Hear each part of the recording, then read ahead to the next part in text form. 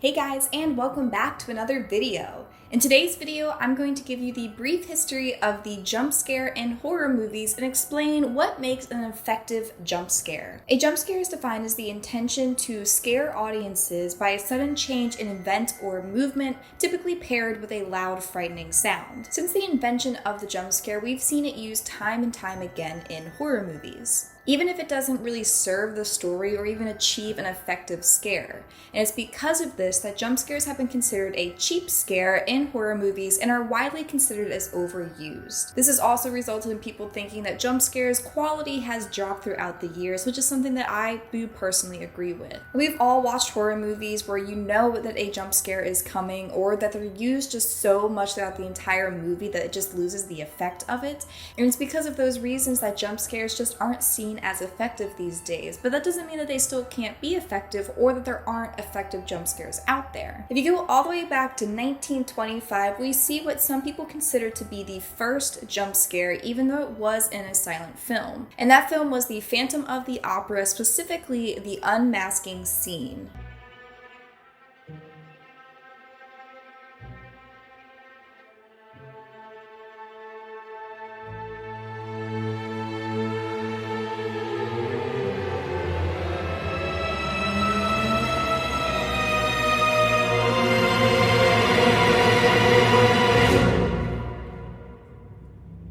The movie was paired with a live orchestra, which timed their performance to play very loud, shrilling sounds as the mask is removed. This also was the first time we'd seen the monster's face. It was a sudden reveal for the audience, so that paired with the loud music gave the audiences quite a scare. Some screamed, while others were even reported as fainting. Moving forward to 1942, we see one of the most effective and iconic jump scares, widely considered the actual first real jump scare, considering the fact that it was in a movie that had sound.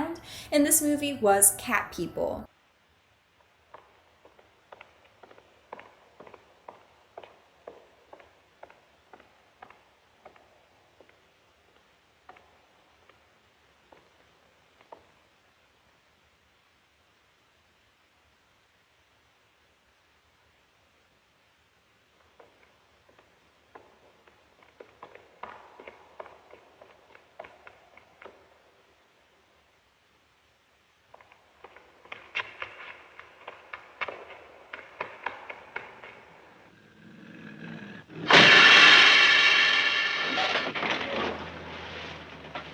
The scene in question is very quiet. All we hear are the footsteps of the protagonist as she is being stalked by an unknown person. So we hear the echoing footsteps of these two people as they walk down the street. We know the protagonist is being followed and she's very, very anxious and keeps looking over her shoulder, knowing that someone is going to come out at any moment. So we as the audience are also anticipating the stalker to jump out at any moment, but instead we hear a low hissing sound right before a bus comes charging into frame, stopping at a halt in front of our protagonist. And it was with this sudden appearance and this loud sound of the bus screeching into frame that really startled the audience, giving off an effective jump scare. And this proved that even the thing that's not supposed to be scary can be made scary if the scene is set up properly. And this scene is widely studied in film school, and it's considered the Luton bus scene by Val Luton, the producer of the movie. Then in the 1960s, Alfred Hitchcock proved once again how effective this buildup can be in a movie by using it in his famous movie Psycho. While you can argue that the shower scene is a good jump scare, we do see Norman Bates' silhouette behind the shower curtain before he attacks. And it's because of this that we as the audience know that it's going to happen, and thus it's not really considered a jump scare. But what is considered a good effective jump scare is when Detective Arbogast finally enters the Bates home and hears something coming from upstairs. Audience follow Arbogast going backwards up the stairs, facing forwards towards him. The shot is very tight, close to his face. We don't really see a lot of what's on the sides, and what we do see behind him is kind of darkly lit. Then the camera shifts upwards to a bird's eye view where we can see Arbogast crawling up the stairs still, but we get sort of an idea of the upper landing. With Arbogast climbing the stairs, he is the only thing moving in this frame, thus your eyes are drawn to him in the left-hand corner of the screen.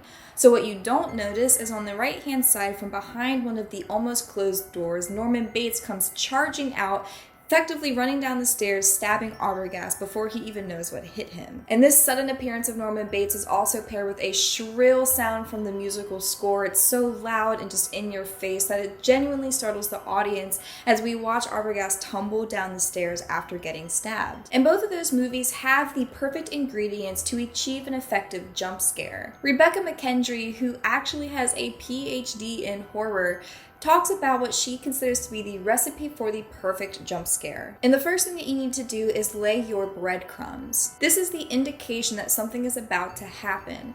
In the Friday the 13th movies, we see the breadcrumbs laid whenever we hear the iconic key, key, key, ma, ma, ma music that plays whenever Jason's about to attack. We see this also with the dun, dun music in Jaws, and in Psycho this happens as Arbogast enters the house and he hears movement upstairs, so we know that there's something upstairs and that something is about to happen. The next ingredient is the build-up, and this is the prolonged period of time before the scare actually happens. It's the part that really builds the anticipation for the audience. So in the movie Psycho, it's the part where Arbogast is walking slowly up the stairs investigating the sound that we heard earlier in the breadcrumbs. Next we have the misdirection. This is something that we weren't expecting to happen that's typically meant to sort of distract the audience from the real scare that's about to happen. Truthfully, there isn't a really big misdirection in the Psycho scene. The biggest thing that we get is the shifting of camera angles because we're anticipating something to come from behind Arbogast, considering how closely we are framed to his face, but then when it pulls up to that bird's eye view, we aren't sure if something's going to attack him from upstairs or if something's going to come from downstairs in one of those hallways. But a movie with a good representation of misdirection is the mirror scene in the movie Repulsion.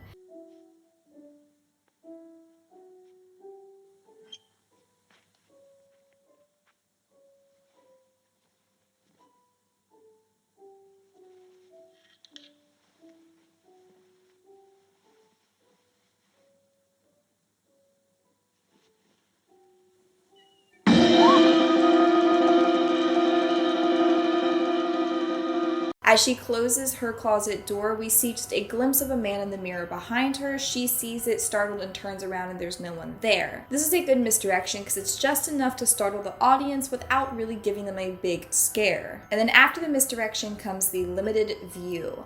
This is achieved usually with low lighting or really tight camera angles. So as you can probably guess, that's what we see in Psycho with those close-up shots of Arbogast that distort our view from behind him. And this is a really effective thing that you see in horror movies leading up to the jump scare because this is what really builds the anxiety for the audience.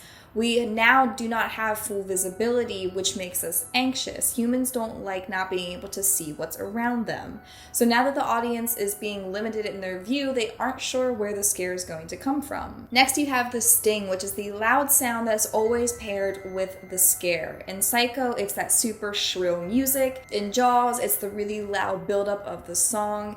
Sometimes it's the scream of the person being attacked, but there's always some type of loud sound, and that's usually where either the music climaxes or it starts in super loud, abrupt sound. And then finally you have the actual threat, so the thing that's doing the scaring, the thing that's been hiding this entire time, building up and waiting to be shown. Obviously in Psycho, it's Norman Bates storming out of the room on the right side, attacking Arbogast. But the actual threat can also be not so threatening, like we saw in Cat People with the bus scene, which, by the way, cats have been used more for misleading jump scares than anything else in movie history. Which, I mean, right off the bat, I can think of Friday the 13th Part 2 and the Amityville Horror both have a cat jump through the window to scare the protagonist.